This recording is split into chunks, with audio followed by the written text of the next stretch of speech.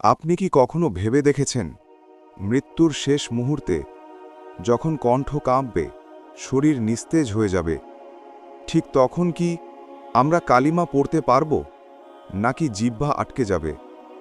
এই ভয়টা শুধু আপনার একার না, এই ভয় ছিল এক নেক বান্দার হৃদয়েও। একদিন একজন মুরিদ বুক ভরা ভয় নিয়ে হাকিমুল উম্মত হজরত শাহ আশরাফ আলী থানভী রাহিমাহুল্লার কাছে গিয়ে বললেন, হুজুর, খুব ভয় লাগে, জানি না মৃত্যুর সময় আমার কপালে কালিমা লেখা আছে কিনা। শুনে হজরত থানভী রাহিমাহুল্লা মুচকি হাসলেন আর শিখিয়ে দিলেন এক অসাধারণ সহজ আমল। তোমার জীবনের যে কোনো এক সময় শুধু দুরাকাত সালাতুল হাজত আদায় করবে। নামাজ শেষে মনটা একদম আল্লাহর দিকে সঁপে দিয়ে আদবের সঙ্গে পড়বে কালিমা শাহাদাত।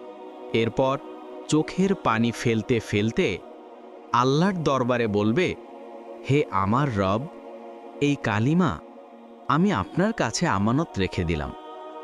আমার মৃত্যুর সময় আপনি যেন এই আমানত আমাকে ফিরিয়ে দেন।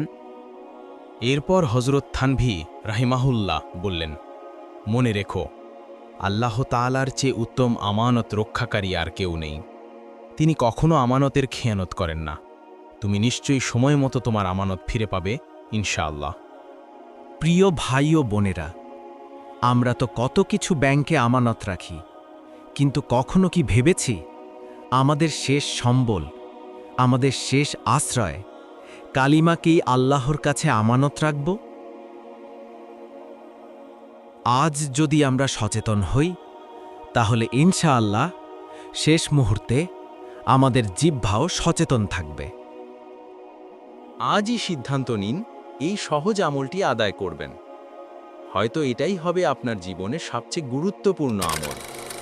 হে আল্লাহ, আমাদের সবাইকে ঈমানের সাথে বাঁচার তৌফিক দিন, ঈমানের সাথে মৃত্যুর তৌফিক দিন, আর শেষ নিঃশ্বাসে আমাদের জিহ্বায় কালিমা নসিব করে দিন।